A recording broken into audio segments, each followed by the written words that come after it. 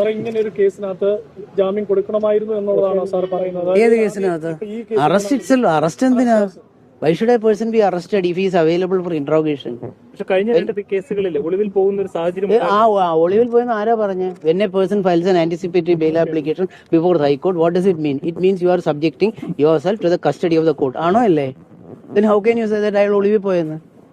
ഞാൻ കോടതിയിലൊരു എന്നെ കള്ള പരാതിയുടെ പേരിൽ എന്നെ പോലീസ് പിന്തുടർന്ന് അറസ്റ്റ് ചെയ്യാൻ പോകുന്നു.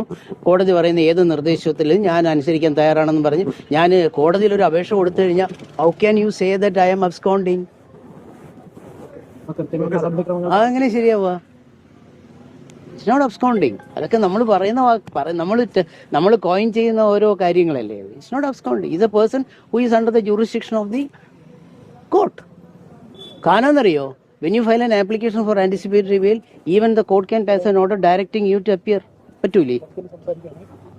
ഓപ്പൺ കോർട്ടിലായിരിക്കും ജാമ്യം ഹർജി വാദം കേൾക്കാൻ. ഏതിന്റെയാ ഈ കേസിലെ? അതന്നെ അങ്ങനെ ചോദിച്ചേ? അല്ല, വാട്ട് ഹാപ്പൻ ഇൻ ട്രിവാൻഡ്രം അല്ലേ? അത് നിങ്ങളെ പേടിച്ചല്ലേ ചെയ്തത്? ഏതാ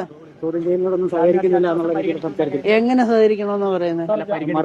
അതെങ്ങനെ? ഇന്നിപ്പോ റിമാൻഡ് റിപ്പോർട്ടിനോടൊപ്പം പുള്ളിയൊക്കെ മെഡിക്കൽ എക്സാമിനേഷൻ കൊണ്ടുപോയി പൊട്ടൻസി ടെസ്റ്റ് നടത്തി.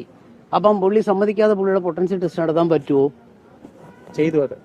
അതെ, അത് ചെയ്തില്ലേ? അപ്പൊ പിന്നെ എങ്ങനെ സഹകരിച്ചില്ല എന്ന് പറയും? ഇത് പറയാൻ ഒരു ഇന്ത്യൻ